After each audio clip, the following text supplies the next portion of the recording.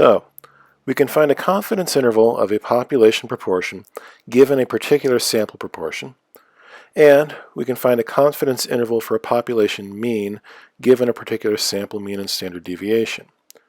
But with quantitative data, that mean is only part of the consideration. It would also be useful to know a population standard deviation if possible. Thankfully, it actually is possible to set up a confidence interval for a population standard deviation based on sample results. Doing so conceptually requires a certain understanding about a standard deviation and calculations that are a bit more involved than with a proportion or a mean, but all things considered, this isn't terribly complex. Standard deviations don't work in a distribution like sample means and proportions, which can be on either side of the true population parameter. A standard deviation is always positive, and the square root in the formula implies a certain further distortion away from the symmetry that we see in other cases. So, instead of a normal curve, or even a modified symmetrical curve like a t-distribution, we use a different probability curve called a chi-squared distribution. Important notes about a chi-squared curve. It is not symmetrical. Instead, it is definitively right-skewed. It only has positive values.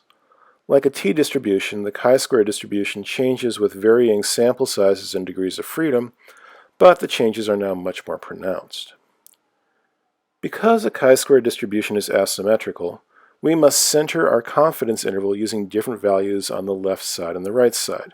No going out 1.96 standard errors on either side for a 95% interval.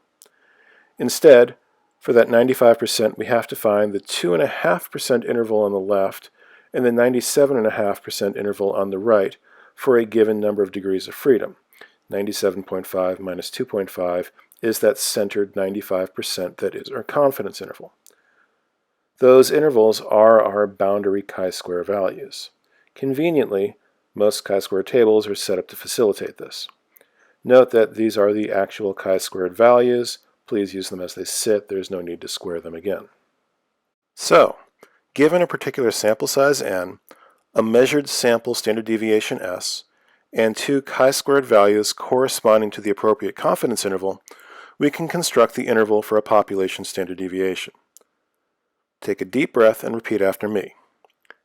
The confidence interval for a population standard deviation is between the square root of the product of the degrees of freedom, or n-1, and the square of the sample standard deviation divided by the chi-square value on the low side, and the square root of the product of the degrees of freedom and the square of the sample standard deviation divided by the chi-square value on the high side.